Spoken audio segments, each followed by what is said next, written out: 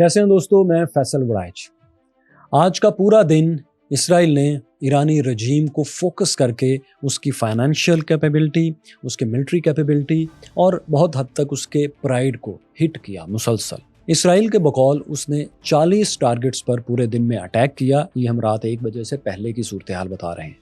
और इन 40 टारगेट्स में इसराइल ने 80 लोगों को ईरान में कत्ल किया। इनमें 20 बच्चे भी शहीद हुए, जो कि आप जानते हैं कि IUF का, इसराइली ऑक्युपाइड फोर्सेस के हमलों का ट्रेडमार्क है कि ये जब भी कहीं हमले करते हैं ये बच्चों को कत्ल करते हैं।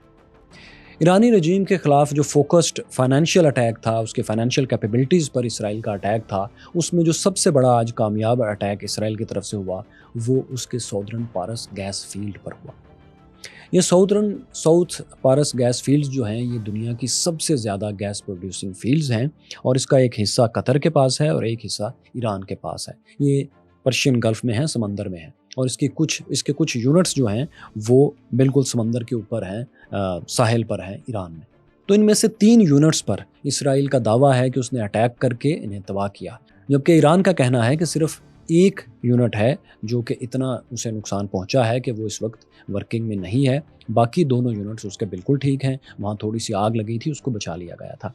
लेकिन ये बात इसलिए अहम है कि अब देखिए, जब से ईरान इसराइल कॉन्फ्लिक्ट शुरू हुआ है, आप इसे पिछले साल अप्रैल से भी अगर शुरू करें तो आप ये देखें कि ये पहला मौका है कि इसराइल ने ईरान की अपनी रियासत को चलाने की जो कैपेसिटी है और जो कैपेबिलिटी है उसको हिट करना शुरू किया है। जाहिर है ये अमेरिका के साथ मिलकर ही प्लान किया गया है, क्योंकि अब ईरान में रजीम चेंज करने का जो ऑपरेशन है अमेरिका का वो शुरू हो चुका है, जो अब उस वक्त तक जारी रहेगा जब तक कि ईरान में हुकूमत और ये इनकलाबी हुकूमत को बदल नहीं दिया जाता, मुस्तकिल क्याओस नहीं ले आया जाता, या फिर इसके न्यूक्लियर फैसिलिटी को इतना ज़्यादा तबाह नहीं किया जा सकता जिसको कि इसराइल और अमेरिका समझें कि अब ये आइंदा दहाइयों तक दोबारा इस किस्म की फैसिलिटी खड़ी करने के काबिल नहीं होगा। तो इस एक टारगेट के ऊपर ये तमाम हमले हो रहे हैं। ये ईरान के फाइनेंशियल हब्स पर, इसकी इकॉनमी पर अटैक जो है ये इसीलिए आज से शुरू हुए हैं और आइंदा आने वाले दिनों में आप देखेंगे कि इनमें बहुत ज़्यादा इजाफा होगा, क्योंकि ईरान की जो गैस फील्ड्स हैं ये ज़्यादातर इसके साउथ में हैं। पर्शियन गल्फ में जो है वहाँ थोड़ा सा मसला होगा, क्योंकि अगर इसराइल वहाँ अटैक करेगा तो पूरी दुनिया में जो ऑयल एंड गैस की सप्लाई है वो भी मुतासर हो सकती है। लिहाजा वो ईरान के सौदर्न रीजन पर, इसके साहिल के करीब इसकी जितनी भी गैस फील्ड्स हैं उन्हीं पर ज़्यादा हमले करेगा और उनको एक एक करके तबाह करने की कोशिश करेगा।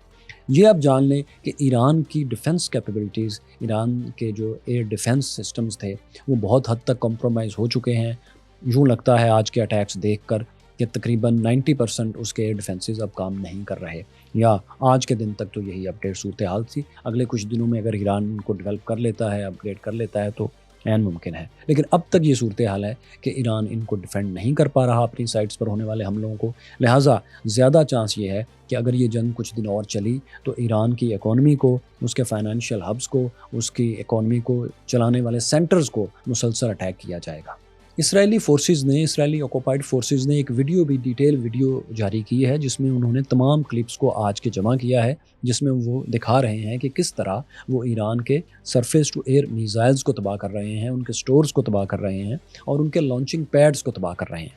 ये वीडियोस जो हैं ये ड्रोन से और सैटेलाइट से ली गई हैं और बहुत क्लियर नहीं है, लेकिन जितना इसराइल ने दिखाया है उसमें ये तो एस्टेब्लिश हो रहा है कि यहाँ पर या मिसाइल्स हैं, या मिसाइल स्टोर्स हैं, या मिसाइल लॉन्चिंग फैसिलिटीज़ हैं, मिसाइल लॉन्चर्स हैं। लेकिन क्या ये रियल हैं, अभी के हैं, फेक हैं, ये भी हम नहीं कह सकते। ईरान ने इसकी तस्दीक नहीं की, लेकिन चूँकि ईरान के नॉर्थ से और ईरान के वेस्ट से वो एरिया जो इसराइल के ज़्यादा करीब है, वहाँ से चूँकि मिसाइल लॉन्च नहीं हो रहे, इसलिए हम ये कह सकते हैं कि वहाँ पर इसकी मिसाइल लॉन्चिंग कैपेबिलिटीज़ को हिट किया गया है, या फिर वहाँ पर कोई ऐसी सूरत हाल है या वहाँ के लोग कंप्रोमाइज़ हैं या कुछ ऐसा है कि वहाँ से ईरान फ़िलहाल मिसाइल लॉन्च इसराइल पर नहीं कर पा रहा। वो अपनी दूसरी 6 सूबों से मिसाइल लॉन्च कर रहा है जो कि उसके सेंटर में है, या उसके ईस्ट में है, या उसके साउथ में है।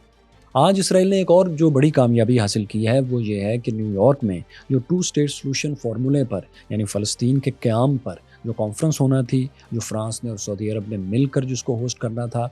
वो कैंसिल हो चुकी है, कंफर्म हो चुका है कि वो अब नहीं हो रही। दोबारा कब होगी हमें नहीं मालूम। और ये कैंसिल भी, इसको पोस्टपोन भी, सो कॉल्ड पोस्टपोन भी इस तरह किया गया है कि इसका ऑफिशियल ऐलान नहीं किया गया, بلکہ ایک پریس کانفرنس کے دوران میکرون نے، فرینچ پریزیڈنٹ نے یہ کہہ دیا، بس باتوں باتوں میں انہوں نے بتا دیا کہ کانفرنس چونکہ ابھی لاجسٹکس نہیں ہے، اسرائیل اور ایران کے درمیان وار شروع ہو چکی ہے، لاجسٹکس سے پتہ نہیں ان کی کیا مراد تھی کہ لوگ جا نہیں سکیں گے فلسطین سے، شاید ویسٹ بینک سے یا سعودی عرب سے یا جن ممالک نے وہاں آنا تھا وہاں وہ نہیں آ سکیں گے، اس لیے فی الحال اس کو پوسٹ پون کر رہے ہیں۔ دوبارہ کب کریں گے، نئی ڈیٹ کیا ہوگی، یہ انہوں نے نہیں بتایا۔ جب سوال کیا گیا تو انہوں نے کہا کہ بہت جلد اس کا اعلان کیا جائے گا،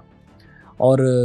اس کی بیک گراؤنڈ پہ جو خبریں انٹرنیشنل میڈیا میں چھپیں وہ یہ تھیں کہ امریکہ بڑی دیر سے دباؤ ڈال رہا تھا فرانس پر اور اپنے اتحادیوں پر کہ وہ اس کانفرنس میں شرکت نہ کریں، بلکہ اس کانفرنس کو ہونے ہی نہ دیں۔ تو یہ اس دباؤ کا بھی نتیجہ ہے کہ ویسٹرن کنٹریز ایک ایک کر کے اس کانفرنس سے پیچھے ہٹنے لگے تھے۔ سب سے پہلے برطانیہ نے یہ کہنا شروع کیا کہ ہمیں نہیں معلوم ہم اپنے کس نمائندے کو بھیجیں گے، وزیر خارجہ کو بھیجیں گے، پرائم منسٹر کو بھیجیں گے، الیکٹڈ نمائندے کو بھیجیں گے یا کسی ان الیکٹڈ کو بھیج دیں گے، کسی بھی رسمی طور پر کسی نمائندے کو۔ اس کا مطلب ہے کہ وہ بھی کلیئر نہیں تھے اور امریکی پریشر میں تھے یا خود سے ابھی فلسطینی ریاست کو تسلیم کرنے کے حق میں نہیں تھے۔ اسی طرح فرانس نے بھی یہ کہنا شروع کر دیا یونائٹڈ نیشن میں کہ جب تک فلسطینی ریاست آن گراؤنڈ وائبل کنڈیشن میں نہیں آ جاتی تب تک ہم اسے تسلیم نہیں کریں گے۔ کانفرنس میں ہم امن کی بات کر سکتے ہیں، فیوچر پروسپیکٹ کی بات کر سکتے ہیں، اس روڈ میپ کی بات کر سکتے ہیں جس میں فلسطینی ریاست کو آخر کار تسلیم کیا جائے گا، لیکن جب تک آن گراؤنڈ وائبلٹی نہیں ہو جاتی فلسطینی اسٹیٹ کی تب تک اسے تسلیم نہیں کیا جائے گا۔ اور دوسری بات یہ کہ مزید عرب ممالک اور مسلم ممالک اگر اسرائیل کو تسلیم کریں گے تو ہم پھر فلسطینی ریاست کو تسلیم کرنے کی طرف جائیں گے۔ یہ فرانس کی آفیشیل پوزیشن یونائٹڈ نیشن میں سامنے آئی۔ اب ویسٹرن کنٹریز جب یہ کہتے ہیں کہ جب فلسطینی ریاست کے لیے وائبل کنڈیشنز ہو جائیں گی، اس کا مطلب بنیادی طور پر پریکٹیکل ٹرمز میں یہ ہوتا ہے کہ جب اسرائیل کہے گا تب ہم تسلیم کریں گے، کیونکہ اس کو وائبل کرنے کے لیے ضروری ہے کہ فلسطینی ریاست کا ایک فائنینشیل سسٹم اسٹیبلش ہو، اس کے بینکس اسٹیبلش ہوں، ان کے مختلف علاقوں میں آپس میں لنک اسٹیبلش ہوں، اس ریاست نے اپنا بجٹ کیسے پورا کرنا ہے، ٹیکس کیسے کلیکٹ کرنا ہے، اس کو چلانا کیسے ہے، اس کا پولیٹیکل سسٹم کیا ہوگا، یہ ساری چیزیں پہلے طے ہوں، فائنل ہوں اور ان پر عمل شروع ہو جائے۔ دوسری بات یہ کہ فلسطینی ریاست کی جو فلسطینی اتھارٹی ہے جو اس وقت اس کو ویسٹ بینک کو چلا رہی ہے، وہ چاہتے ہیں کہ اس کا ایک ریوائول ہو، اس کی ایک اوور ہالنگ ہو۔ اب وہ کیسے ہوگی، ظاہر ہے وہ ایک شفاف الیکشن سے ہوگی، اور اب تک یہ ہے کہ اسرائیل کو ایسا الیکشن ہونے ہی نہیں دیتا، اس کے لیے فنڈ ہی فراہم نہیں کرتا، اور اگر ہونے لگتا ہے تو اس کے درمیان مختلف نمائندوں کو اعتراض کر دیتا ہے، یہ حماس کا نمائندہ ہے، یہ فلاں دہشت گرد کا نمائندہ ہے یا فلاں کا رشتہ دار ہے۔ ظاہر ہے اتنی چھوٹی سوسائٹی ہے کہ آپ کسی بھی شخص کو کمپرومائز کہہ کر اس پر اعتراض لگا سکتے ہیں، اور پھر وہاں کے تمام لوگوں کا، ویسٹ بینک کے، غزہ کے لوگوں کا ریکارڈ چونکہ اسرائیل کے پاس ہوتا ہے، لہٰذا ان کے لیے بہت آسان ہے کسی کا کسی سے لنک جوڑنا، تو وہ وائبلٹی ہونے ہی نہیں دیتا۔ لیکن حقیقت یہ ہے کہ فلسطینی ریاست جو کہ ریاست ہے بھی نہیں، وہ ایک مقبوضہ علاقہ ہے، ایک ویسٹ بینک میں، ایک غزہ میں، ایسٹ یروشلم میں، یہ وہ لوگ ہیں جو سب سے زیادہ ٹیکس دیتے ہیں، سب سے زیادہ ٹیکس یہاں سے کلیکٹ ہوتا ہے۔ تو وائبلٹی کا ایکچوئل میں مسئلہ نہیں ہے، لیکن جو ویسٹ کہتا ہے کہ جب یہ وائبل آن گراؤنڈ ہوگی تب ہم اسے ایکسیپٹ کر لیں گے، تو اس کا مطلب بیسیکلی یہ ہے کہ جب اسرائیل مطمئن ہوگا، جب وہ چاہے گا تو وہ یہ قبضہ چھوڑنے پر تیار ہوگا تب ہم اس کو ایکسیپٹ کریں گے۔ لہٰذا یہ جو ایک 2 اسٹیٹ سلوشن پر فلسطینی ریاست کو برائے نام تسلیم کرنے کی کانفرنس ہونا تھی، اب وہ بھی کھٹائی میں پڑ چکی ہے۔ وہ کہ وہ ہو بھی جاتی تو بہت زیادہ فائدہ نہ ہوتا، لیکن اخلاقی طور پر ذرا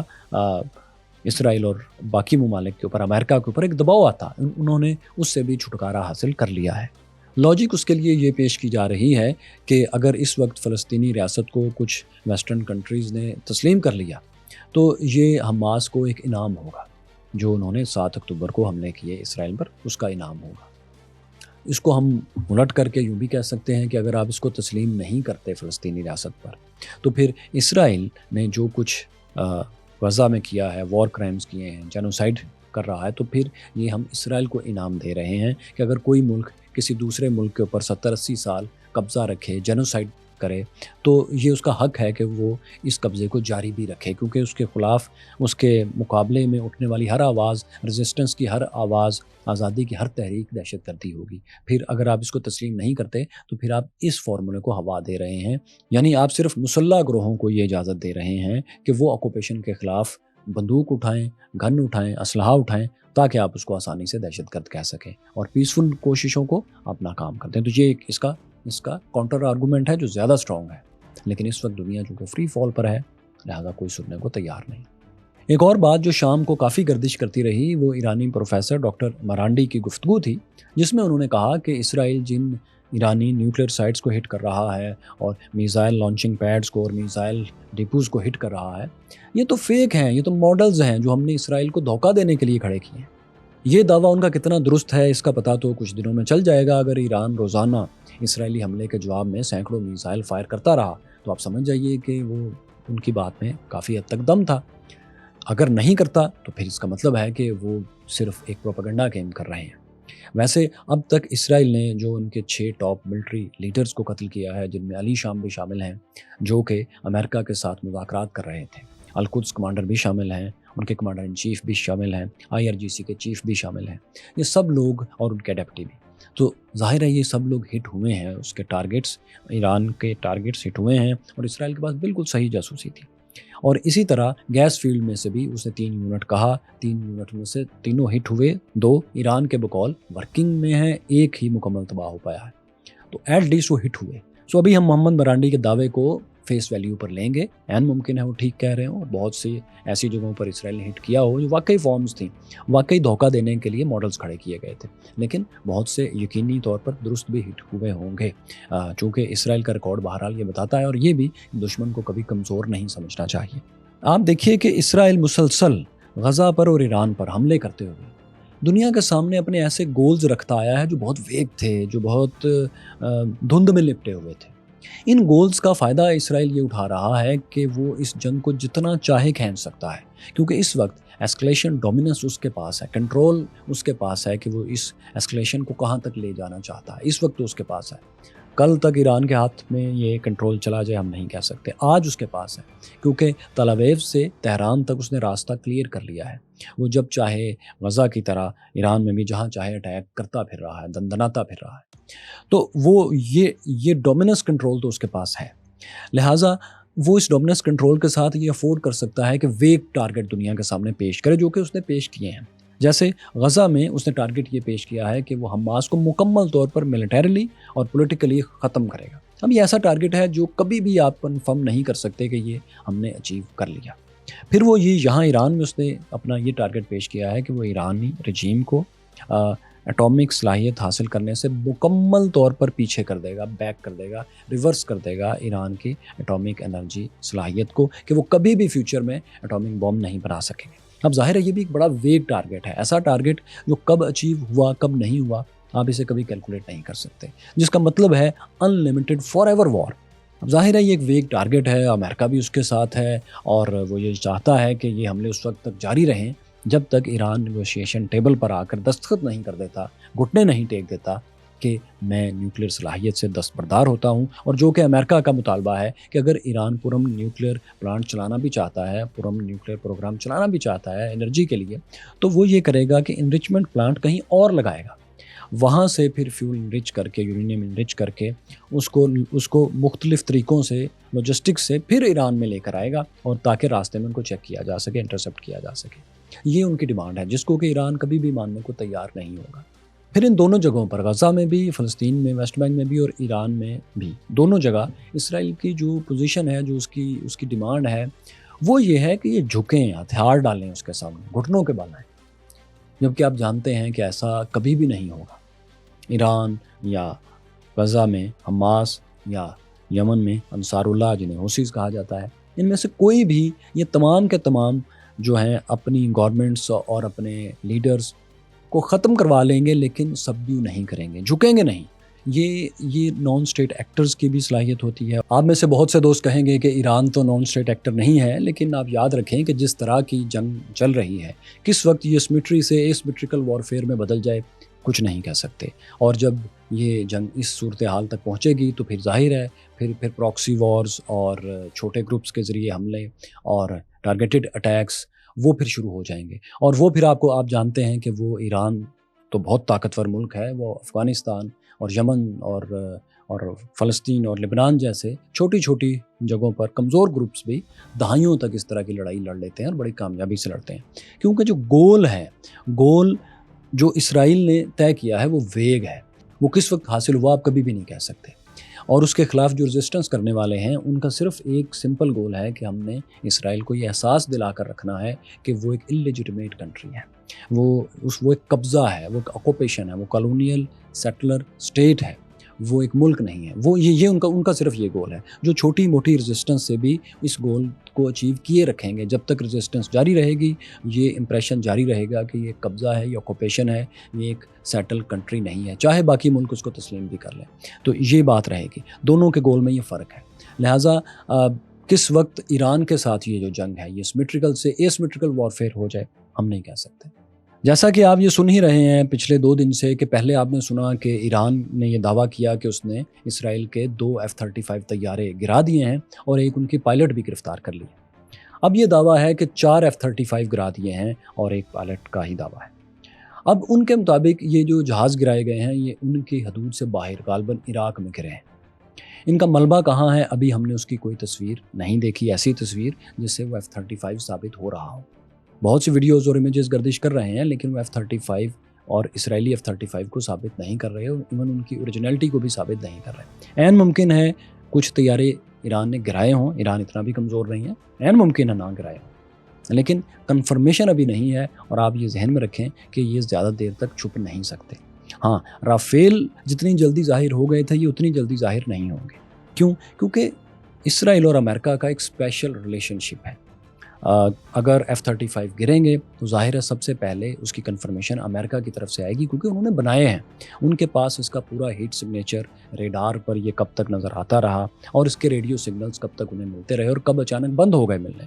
تو اس سے وہ نہ صرف اس کا ملبہ، اس کا ریکیج لوکیٹ کر سکتے ہیں، اس جگہ کے قریب تک پہنچ سکتے ہیں، بلکہ اگر وہ انسپیکشن کرنے آئیں اسرائیل میں تو وہاں بھی بڑی آسانی سے معلوم کر سکتے ہیں کہ ان کا کون سا طیارہ مسنگ ہے، کتنے مسنگ ہیں۔ جو ظاہر ہے اگر امریکہ کرے گا بھی تو کبھی بھی دنیا کو نہیں بتائے گا۔ آپ جانتے ہیں اسرائیل از دیئر بیبی، اور بیبی نے کتنے کھلونے توڑ دیے ہیں وہ کبھی نہیں بتائیں گے، بیبی نے دنیا کا کتنا نقصان کیا ہے وہ یہ کبھی نہیں بتائیں گے۔ اور یہ کیوں بتائیں گے؟ کیونکہ اگر وہ بتاتے ہیں کہ ان کے F-35 گرے ہیں تو ظاہر ہے اس کی مارکیٹ اور زیادہ گرے گی۔ پہلے ہی ویسٹرن ویپنز جو ہیں چائنیز ویپنز کے مقابلے میں کم از کم رافیل کی حد تک بہت زیادہ ہزیمت اٹھا رہے ہیں۔ لہٰذا امریکہ یہ رسک کبھی نہیں لے گا کہ اگر اس کے ایک بھی اگر F-35 گرا ہے اور وہ اس کو فوراً تسلیم کر لے، ایسا نہیں ہوگا۔ ہاں، لمبے عرصے میں وہ اس کو چھپا نہیں پائے گا، کیونکہ اس وقت چائنا اور رشیا اور لاکہیڈ مارٹن کے مقابلے کی جتنی بھی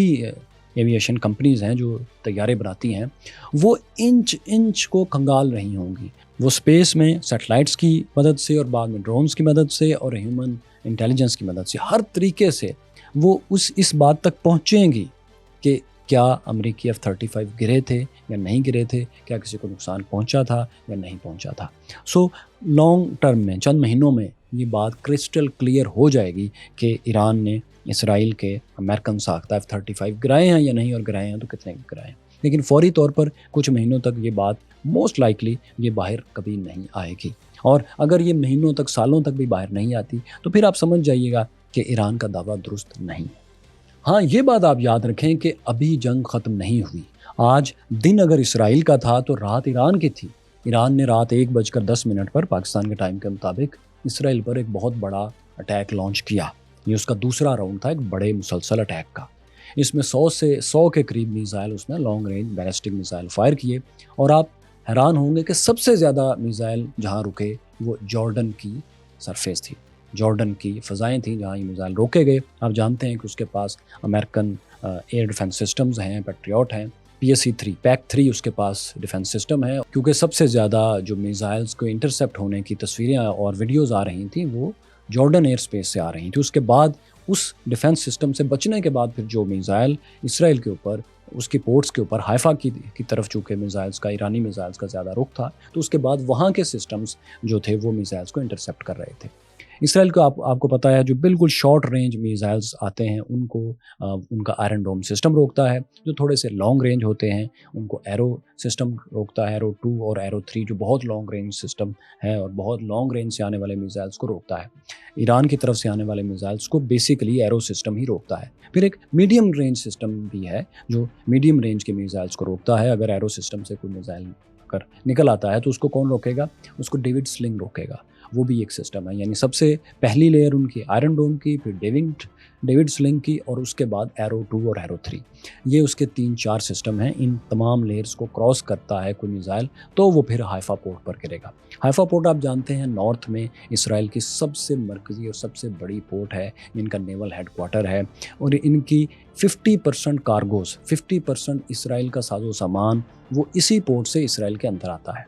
यहाँ पर इसकी सबसे अहम गैस फील्ड्स भी हैं। एक गैस पाइपलाइन आप जानते हैं कि अज़रबैजान और तुर्की से होती हुई इसराइल में आती है। तो हाइफा जो है ये अपनी टेक्नोलॉजी की वजह से, अपनी पोर्ट होने की वजह से, कार्गो का सबसे बड़ा हब होने की वजह से और नेवल बेस होने की वजह से इसराइल के लिए बहुत अहम है। तो यहाँ पर अभी ईरान ने बहुत बड़ा अटैक लॉन्च किया है, कुछ मिसाइल्स गिरे भी हैं। उन्होंने एग्जैक्टली क्या नुकसान पहुँचाया है इसकी डिटेल कल दोपहर तक हमारे सामने आ जाएंगी, हम आपके सामने ज़रूर रखेंगे। ये अटैक पहला जो आज की हद तक, आज का 14 और 15 के दरमियानी रात का अटैक था, ईरान ने वो कंक्लूड कर दिया है। लेकिन ऐसी खबरें आ रही हैं कि ईरान अभी एक अटैक और करेगा। कब करेगा, किस वक्त करेगा, अभी हम नहीं कह सकते, लेकिन ऐसा लगता है कि कुछ टारगेट्स ईरान जिनको अचीव करना चाहता था वो अभी नहीं कर पाया, इसलिए वो करेगा।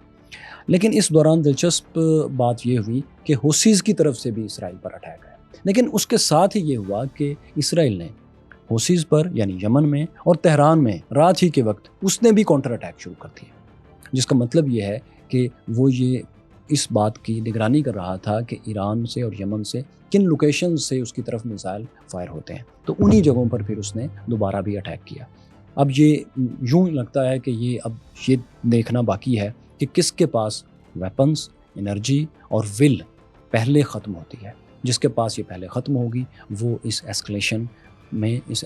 डोमिनेंस में हार जाएगा। इस वक्त तक पूरे दिन के लिए एस्केलेशन डोमिनेंस इसराइल के पास थी, उसके कंट्रोल में थी। रात के वक्त 1:10 के बाद कुछ अरसे के लिए ईरान हावी हुआ इसराइल पर, उसने हाइफा पर अटैक किए, और अब तक हमें ये लगता है कि कुछ मिसाइल उसके जाकर निशानों पर लगे हैं या उनके करीब लगे हैं, क्योंकि जो इसराइल से अब तक खबरें हैं उनके मुताबिक एक शख्स वहाँ पर हलाक हुआ है इसराइल में और कुछ लोग ज़ख्मी हुए हैं, 10 से 13 के करीब। इसका मतलब है कुछ मिसाइल उसके तमाम एयर डिफेंस सिस्टम्स को पार करते हुए, उनको रिसीव करते हुए जाके गिरे हैं इसराइल के अंदर। सो आज के दिन में ज़्यादा नुकसान तो ईरान का हुआ, लेकिन उसकी इसराइल की सबसे अहम जो उसकी पोर्ट है, नेवल पोर्ट है, उसकी फील्ड है, वहाँ भी अटैक हुए। इसका मतलब है कि अगर ये लड़ाई बहुत देर तक जारी रही और ईरान के पास बड़ी तादाद में मिसाइल्स हुए तो फिर ईरान ऐन मुमकिन है कि इसराइल को मजबूर कर सके कि वो अपने अटैक बंद करे और किसी थर्ड पार्टी के ज़रिए सीज़ फायर की तरफ जाए। आखिर में दोस्तों ये बात कि आज का दिन किसी के भी नाम रहा हो, वो ऑब्जेक्टिव जो अमेरिका और इसराइल का था कि हम ईरान को घुटनों पर ले आएंगे और चंद अटैक्स के बाद वो हमारी शराइत के ऊपर डील करने के लिए ओमान आ जाएगा, वो शराइत जिसमें वो अपना एटमी प्रोग्राम मुकम्मल तौर पर रोल बैक कर दे, ये ऑब्जेक्टिव इसराइल और अमेरिका आज हासिल नहीं कर पाए। बल्कि उसके उलट ये है कि ईरान मुसलसल रात को सैकड़ों के करीब या 100 के करीब मिसाइल फायर करने की सलाहियत अभी भी रखता है। कब तक वो ये सलाहियत रखेगा ये भी वक्त बताएगा। हमारा ख्याल है कि कम से कम मिसाइल फायर करने की हद तक वो काफ़ी देर तक ये रोल प्ले कर सकता है। लेकिन अगर इसराइल और अमेरिका ने आयतुल्लाह ख़ामेनी को इनको निशाना बनाया, इनको हिट किया, तो ऐन मुमकिन है कि वो जो ईरान में क्योस पैदा करके अपने मकासद हासिल करना चाहते हैं उसके उलट हो जाए और ईरानी अवाम मुत्तहिद हो जाए। क्योंकि जब ये इनकलाब आया था तो लोग मुल्लाओं के हक़ में इतने नहीं थे, लेकिन इराक़ के हमले की वजह से पूरा मुल्क इकट्ठा हो गया और ये इनकलाब अपने पाँव पे खड़ा हो गया।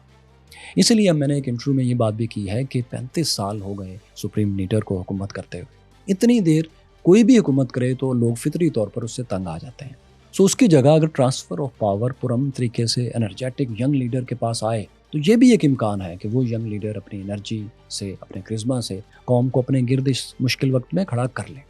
क्योंकि ये मसला सिर्फ ईरान के लिए नहीं उसके हमसायों के लिए भी दर्द सर बन सकता है। और नई लीडरशिप हमेशा ज़्यादा एनर्जी से काम करने की सलाहियत रखती है, नए आइडियाज़ के साथ, और पूरी दुनिया में ट्रांसफ़र ऑफ पावर एक अच्छा आइडिया समझा जाता है, और ख़ुसूसन इतनी देर के बाद। सो ये बात कि क़यादत को तब्दील होते रहना चाहिए एक मुस्बत बात है। बहुत शुक्रिया दोस्तों, इस उम्मीद के साथ कि long live Pakistan, long live Iran and long live the reason, long live humanity.